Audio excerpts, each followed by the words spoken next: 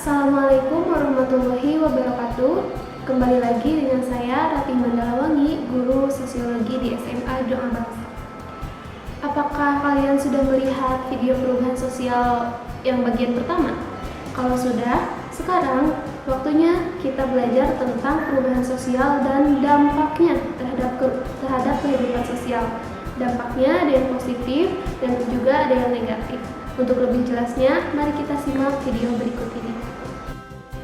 Halo, sekarang kita akan belajar tentang perubahan sosial bagian 2. Setelah mempelajari hakikat, sebab-sebab, proses, dan teori-teori perubahan sosial, kali ini kita akan mempelajari tentang dampak perubahan sosial terhadap kehidupan di masyarakat. Kamu punya gadget, bisa internetan, atau bisa belajar banyak hanya dengan satu klik di mesin pencari. Nah, tahukah kamu, untuk sampai ke keadaanmu yang sekarang, manusia harus melalui dulu perjalanan panjang selama 250.000 tahun. Lama banget kan? Di tahun 80-an, orang tuamu pasti nggak kepikiran kalau anak-anak muda bisa lebih canggih dari mereka.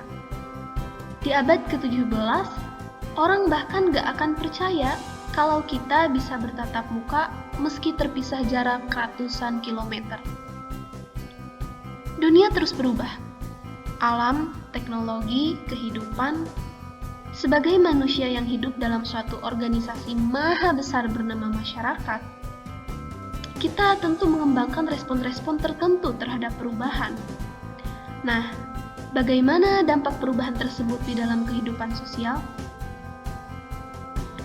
Kehidupan sosial dapat terus berjalan berkat adanya keteraturan sosial atau social order, yaitu kondisi ketika masing-masing elemen di masyarakat bisa menjalankan fungsinya dengan baik.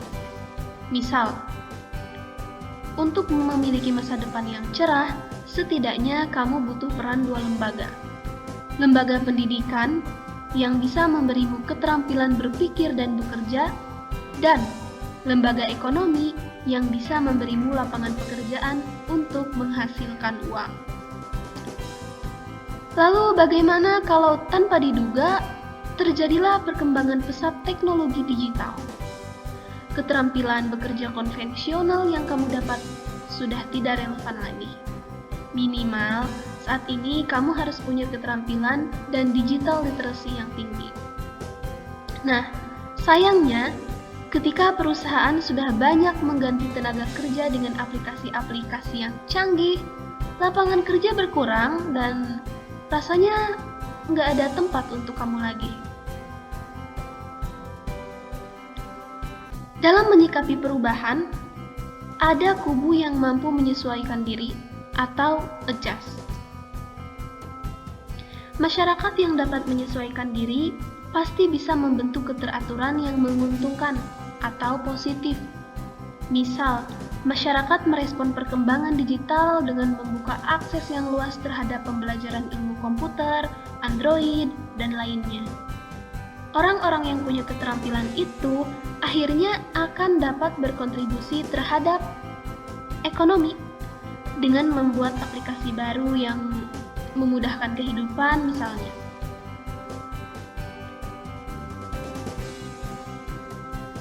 Kedua, ada yang negatif, yaitu masyarakat yang tidak dapat menyesuaikan diri atau maladjustment. Beda halnya dengan masyarakat yang tidak mampu menyesuaikan.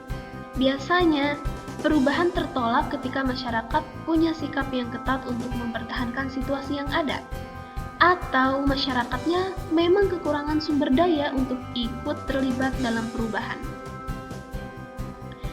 Di saat seluruh dunia menjunjung tinggi nilai literasi digital, masyarakat tidak mampu menemukan saluran untuk mengakses sumber daya digital itu. Karena keterbatasan itu, mereka tidak bisa terlibat di dalam perkembangan. Akibatnya, terjadilah disintegrasi dan disorganisasi. Disintegrasi adalah keadaan terputusnya individu dari solidaritas maupun nilai norma yang telah ada sebelumnya. Kok bisa? Karena situasi baru telah ikut merubah nilai norma itu dengan yang baru lagi. Ketika seseorang tidak bisa mengikuti perkembangan, ia akan terkucilkan. Ia akan merasa asing. Dunia yang ditinggalinya seolah-olah tidak bisa dikenali lagi. Ia pun mengalami stres, frustasi. Kondisi tanpa arah inilah yang dikenal dengan sebutan anomi.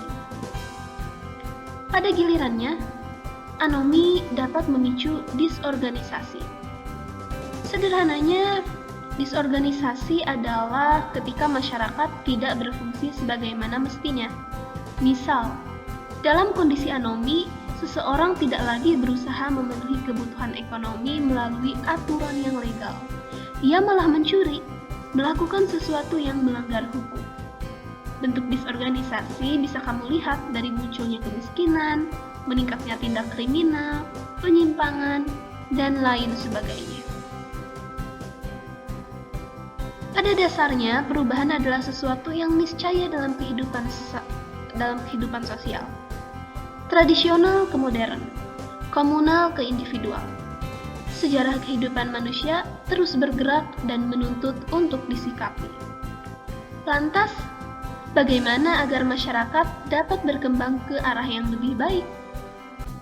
Perlu ada kepedulian individu dan komunitas, keterbukaan pada perubahan, kemampuan untuk menyaring hal-hal positif, dan solidaritas untuk saling membantu adalah kunci agar perubahan sosial dapat menguntungkan semua kalangan. Nah, begitulah penjelasan tentang perubahan sosial serta dampaknya dalam kehidupan masyarakat. Apa yang bisa kita pelajari? Semoga kita dapat menjadikan pelajaran tersebut sebagai pemikiran untuk menyikapi perubahan-perubahan dalam kehidupan sehari-hari. Terima kasih. Audio Jungle.